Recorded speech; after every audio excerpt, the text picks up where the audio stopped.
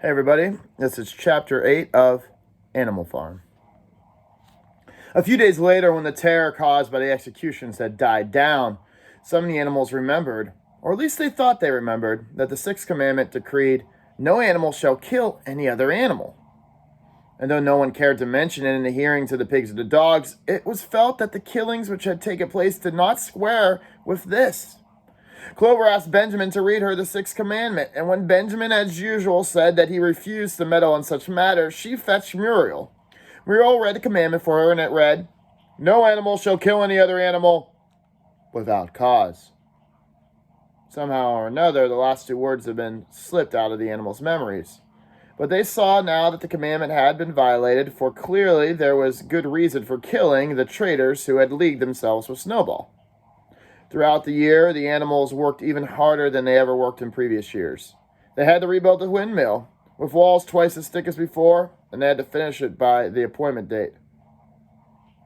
There was time when it seemed that to the animals that they worked long hours and fed no better than they had done in Jones's day.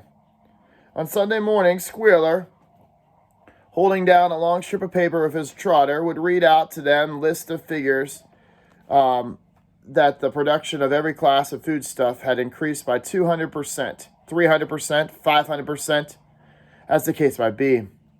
The animals saw no reason to disbelieve him, especially as they no longer remember anything really what conditions had been like before the rebellion. All the same, there were days when they felt they could have sooner have had less figures and more food. All orders were now issued through Squealer or one of the other pigs. Napoleon himself was not seen in public as often, maybe just once every fortnight, which would be about once every 2 weeks.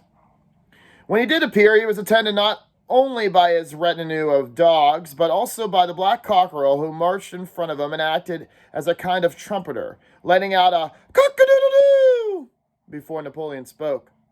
Even in the farmhouse, it was said, Napoleon inhabited separate apartments from all the others. He took his meals alone with 2 dogs to wait upon him, and always ate from the Crown Derby dinner service, which had in the glass cupboard in the drawing room. It was also announced that the gun would be fired every year on Napoleon's birthday, as well as on the other 2 anniversaries, of course. Napoleon was now never spoken of simply as Napoleon. He was always referred to in his formal style of our leader, Comrade Napoleon. And the pigs liked to invent for him such titles as Father of all animals, Terror of mankind, Protector of the sheepfolk, Duckling's friends, and things like that. In his speeches, Squealer would talk with the fear rolling down his cheeks of Napoleon's wisdom, the goodness of his heart, the deep love he bore for all animals everywhere, even and especially the unhappy animals who still lived in ignorance and slavery on other farms. It had become usual to give Napoleon the credit for every successful achievement and every stroke of good fortune. You could also hear one hen remark to another, "Under the guidance of our leader, Comrade Napoleon, I have laid 5 eggs in 6 days." Or 2 cows who were enjoying a drink at the pool would exclaim, "Thanks to the leadership of Comrade Napoleon, how excellent this water tastes." The general feeling on the farm was well expressed in a poem entitled Comrade Napoleon, which was composed by Minimus and which ran as follows. "Friend of the fatherless, fountain of happiness, Lord of the swill bucket, oh, how my soul is on! Fire when I gaze at thy calm and commanding eye, like the sun in the sky, Comrade Napoleon! Thou art the giver of all the creatures love, full belly twice a day, clean straw to roll upon. Every beast, great or small, sleeps at peace in his stall. Thou watchest over all, Comrade Napoleon. Had I a sucking pig, ere he had grown as big, even as a pint bottle or as a rolling pin, he should have learned to be faithful and true to thee. Yes, his first squeak should be, Comrade Napoleon."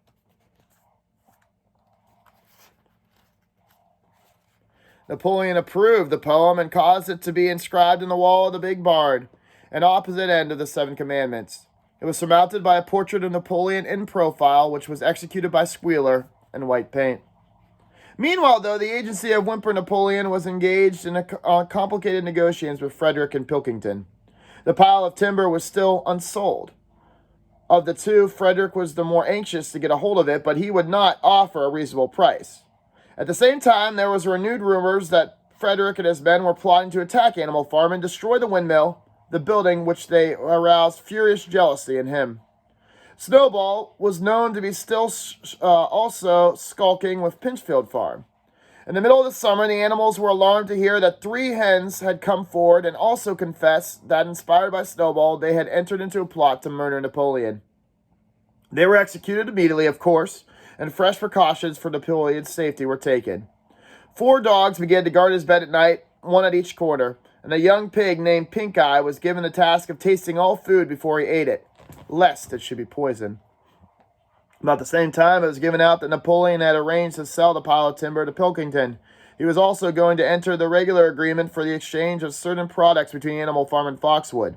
The relations between Napoleon and Pilkington, though they were only conducted through Whymper, were also now friendly. The animals distrusted Pilkington as a human being, but greatly preferred him over Frederick, whom they both feared and hated. As the summer wore on and the windmill neared completion, the rumors of the impending treacherous attack grew stronger and stronger. Frederick, it was said, intended to bring against them 20 men, all who would be armed with guns, and he had already bribed the magistrates and police, so that once they would be able to get a hold of title deeds of Animal Farm, they would be asked no questions. Moreover, terrible stories were leaking out about Pinchfield about cruelties that Frederick was beginning to practice on his own animals.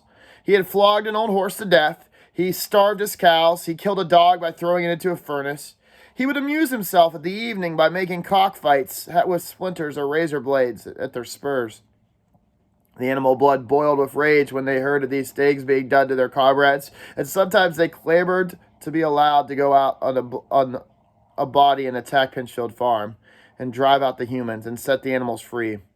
But Squealer, he would always counsel them to avoid rash actions, and instead just trust in the guidance of Comrade Napoleon. Nevertheless, feeling against Frederick continued to run high. One Sunday afternoon, Napoleon appeared in the barn and explained that he had never at any time contemplated selling the pile of timber to Frederick. He considered it beneath his dignity to have dealings with a scoundrel of that description. The pigeons who were still sent out to spread tidings of the rebellion were forbidden to set foot anywhere on Foxwood, and they were also ordered to drop their former slogan of death to humanity instead and say death to Frederick. In the later summer, yet another one of Snowball's machinations was laid bare. The wheat crop was full of weeds, and it was discovered that on one of the nocturnal visits, Snowball had mixed weed seed with seed corn. A gander who had been privy to the plot had confessed his guilt to Squealer and immediately committed suicide by swallowing deadly nightshade berries. The animals now also learned that Snowball had never, as many of them were to believe his true of, received any type of animal hero first class award. This was merely a legend which had spread after the Battle of Cow's Head by Snowball himself. He was very far from being decorated. He had been censored for showing cowardice in the battle. Once again, some of the animals heard this with a certain bewilderment, but Squealer was there to be able to convince them that their memories had simply been at fault. In the autumn, by a tremendous exhausting effort, for the harvest had to be gathered at almost the same time, the windmill had been finished. The machinery still had to be installed, and Whymper was negotiating the purchase of it, but the structure was completed. In the teeth of every difficulty, in spite of the inexperience of primitive implements, of bad luck, of Snowball's treachery, the work had been finished punctually to the very day. Tired but proud, the animals walked around their masterpiece, which appeared even more beautiful in their eyes when it had been built the first time. Moreover, all the walls were twice as thick as before. Nothing short of explosives would lay them low this time. And when they thought of how they had labored, what discouragements they had overcome, and the enormous differences that they would be made in their lives with the sails were turning and the dynamos running, when they thought of all this, all their tiredness forsook them, and they gamboled around and around that windmill. They celebrated, uttering cries of triumph. Napoleon himself, he attended his dogs in the cockerel. He came to inspect the completed work, and he personally congratulated all the animals on their achievement, and announced that the mill would now be named Napoleon Mill. And 2 days later, after the animals were called together for a special meeting at the barn, they were dumbstruck with surprise when Napoleon announced that he had sold the pile of timber to Frederick. Tomorrow, Frederick's wagon would arrive and begin to cart away. Throughout the whole period of this seeming friendship with Pilkington, Napoleon had been in secret agreement with Frederick. All relations with Foxwood had been broken off. Insulting messages had been sent to Pilkington. The pigeons had been told to avoid Pitchfield and to alter their slogan from death to Frederick to now death to Pilkington. At the same time, Napoleon assured the animals that stories of impending attack on Animal Farm were completely untrue. The tales about Frederick's cruelty to his animals had been greatly exaggerated. All these rumors had probably originated with Snowball and other agents. It also appeared that Snowball was not, after all, hiding at Pitchfield Farm, and in fact had never been there in his life. He was living in considerable luxury at Foxwood, and in reality had been a pensioner of Pilkington for years now. The pigs were in ecstasy over Napoleon's cunning. By seeming to be friendly with Pilkington, he had forced Frederick to raise his price by 12 pounds. But the superior quality of Napoleon's mind, said Squealer, was shown into the fact that he trusted nobody, not even Frederick. Frederick had wanted to pay for the timber with something called a check, which, it seemed, was a piece of paper with a promise to pay upon it. But Napoleon was too clever for him. He had commanded payment in real 5-pound notes, which were to be handed over to him before the timber was removed. Already, Frederick had paid up, and the sum he had paid was just enough to buy the machinery for the windmill. Meanwhile, the timber had been carted away at high speed. When it was all gone, another special meeting was held in the barn for the animals to inspect Frederick's banknotes. Smiling beautifully and wearing both his decorations, Napoleon reposed on a bed of straw on the platform with his money at his side. There was a neatly piled, all the money was neatly piled on a china dish for the farmhouse kitchen. The animals filed slowly past, and each gazed his fill. And Boxer put his nose to the sniff on the banknotes, and the flimsy white things stirred and rustled in his breath. But then, 3 days later, there was a terrible hullabaloo. Whymper, his face deadly pale, came running up the path of the bicycle, flung it down in the yard, and rushed straight to the farmhouse. The next moment, a choking roar of rage sounded from Napoleon's apartment. The news of what had happened sped around like wildfire. The banknotes were forgeries. Frederick had got the timber for nothing. Napoleon called the animals together immediately, with a terrible voice pronounced the death sentence upon Frederick. When captured, he said Frederick would be boiled alive. And at the same time he warned them that after this treacherous deed, the worst was to be expected. Frederick and his men might make their long-expected attack at any moment. Sentinels were placed at all the approaches of the farm, and in addition, 4 pigeons were sent to Foxwood with a conciliatory message, which it was hoped to reestablish good relations with Pilkington. The next morning, the attack came. The animals were at breakfast when the lookouts came racing back with the news that Frederick and his followers had already come through the 5-barreled gates. Boldly enough, the animals sallied forth to meet them, but this time they did not have an easy victory that they had at the Battle of Cowshed. There, with 15 men and a half a dozen guns between them, they opened fire as soon as they were within 50 yards of the animals.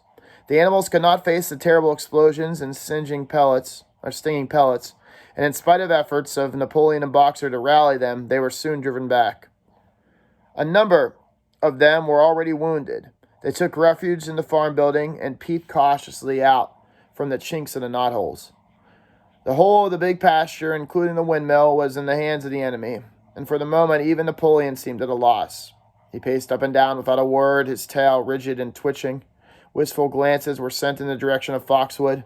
If Pilkington and his men were going to help them, the day might yet be won. But at this moment, the 4 pigeons who had been sent out of the day before turned, one of them bearing a scrap of paper from Pilkington. On this paper was penciled the words, "Serves you right." Meanwhile, Frederick and his men had halted about the windmill. The animals watched them, and the murmur of dismay went around. 2 of the men had produced a crowbar and a sledgehammer. They were going to knock that windmill down. "Impossible!" cried Napoleon. "We have built the walls too thick for that. They could not knock it down in a week. Have courage, my comrades!" But Benjamin was watching the movements of the men intently. The two with a hammer and the crowbar were drilling a hole around the base of the windmill. Slowly, and with an air of almost amusement, Benjamin nodded his long muzzle. I thought so. Do you not see what they're doing? In another moment, they're going to place blasting powder into that hole and blow it up. Terrified, the animals waited. It was impossible now to venture out of the shelter of the buildings. After a few minutes, the men were seen to be running in all directions. There was a deafening roar. The pigeons swirled into the air, and all the animals except Napoleon flung themselves flat on their bellies and hid their faces. When they got up again, a huge cloud of black smoke was hanging in the windmill where it had been. Slowly the breeze drifted away.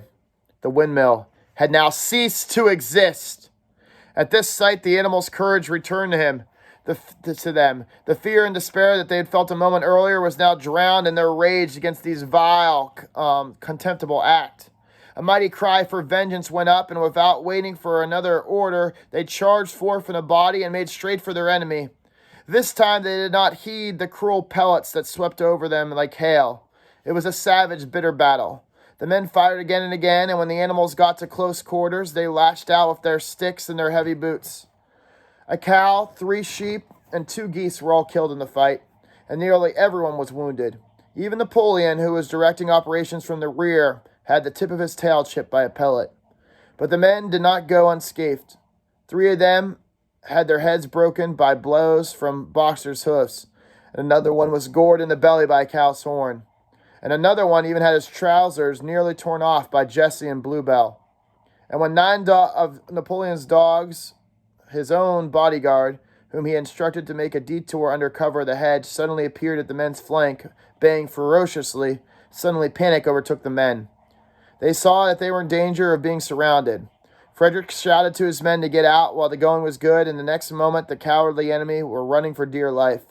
The animals chased them down to the bottom of the field and got in their last kicks at them and forced their way through the thorn hedge. The animals had won, but they were weary and bleeding. Slowly, they began to limp back towards the farm.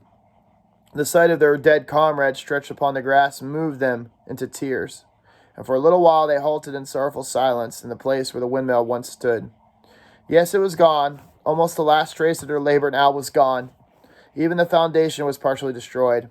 And in the rebuilding they could not this time, as they could last time, just replace it with the fallen stone. This time all that stone had been blown up and vanished as well. The force of the explosion had flung all the stones to a distance of hundreds of yards away. It was as if though the windmill had never existed to begin with. And as they approached the farm, Squealer, who was unaccountably been absent during the fight, came skipping towards everyone with his whisking tail beaming with satisfaction. And the animals heard from the direction of the farm buildings a solemn booming of a gun. "What's that gun firing for?" asked Boxer. "To celebrate the victory!" cried Squealer. "What victory?" said Boxer. His knees were bleeding. He had lost a shoe and split his hoof, and a dozen pellets had lodged himself in his hind leg. "What victory, comrade? Have we not driven the enemy off our soil, the sacred soil of Animal Farm?" "But they destroyed our windmill, and we worked on it for 2 years." "What matter? We'll just build another one. We'll build 6 windmills if we feel like it.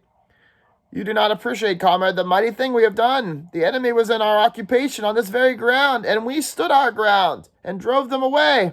And now, thanks to the leadership of Comrade Napoleon, we have won every inch of it back again." "Then we have won back what we've only had before," said Boxer. "And that is our victory," said Squealer. They limped into the yard. The pellets under the skin of Boxer's legs smarted painfully. He saw ahead of him the heavy labor in rebuilding the windmill from the foundations, and already in his imagination he braced himself for the task. But for the first time it occurred to him that he was 11 years old, and that perhaps his great muscles were not quite what they had once been.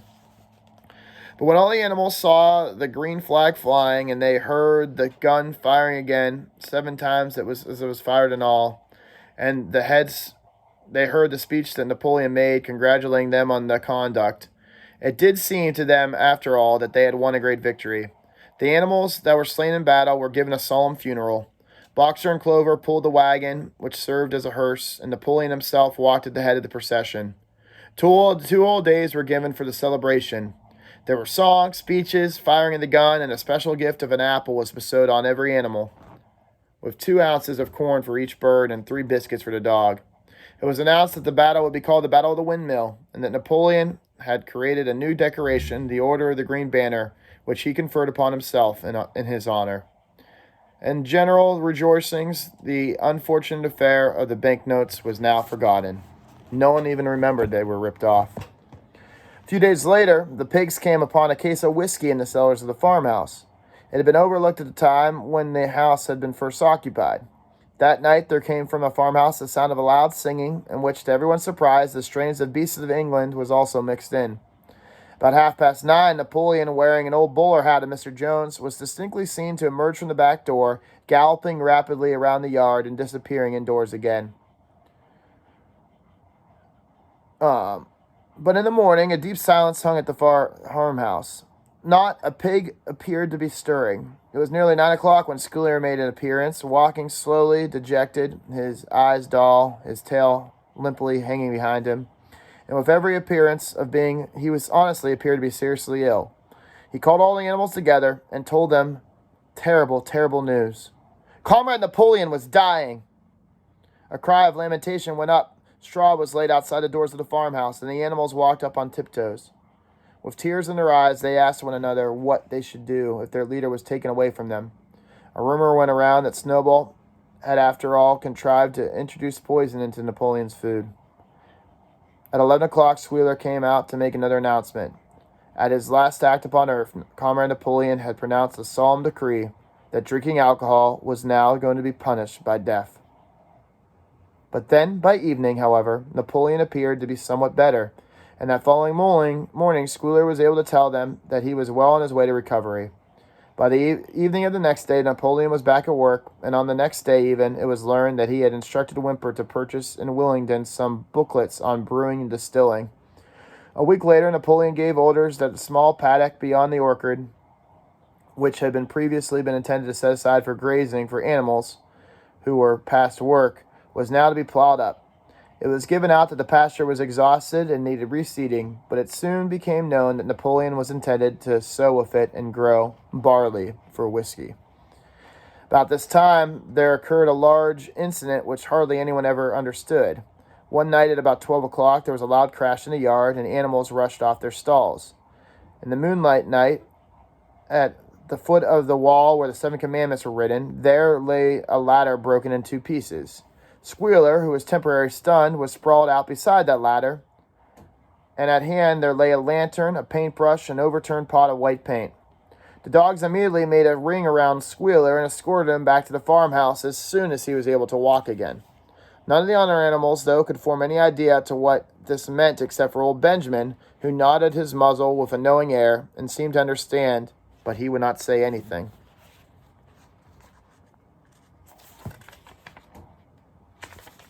A few days later, Muriel, reading over the 7 Commandments to herself, noticed that there was yet another of them that the animals seemed to remember wrong. They had thought the 5th Commandment said no animal shall consume alcohol, but there were 2 words that they had forgotten. Actually, the commandment read, no animal shall drink alcohol to excess. And that's all for today, folks. So everybody take care. Bye.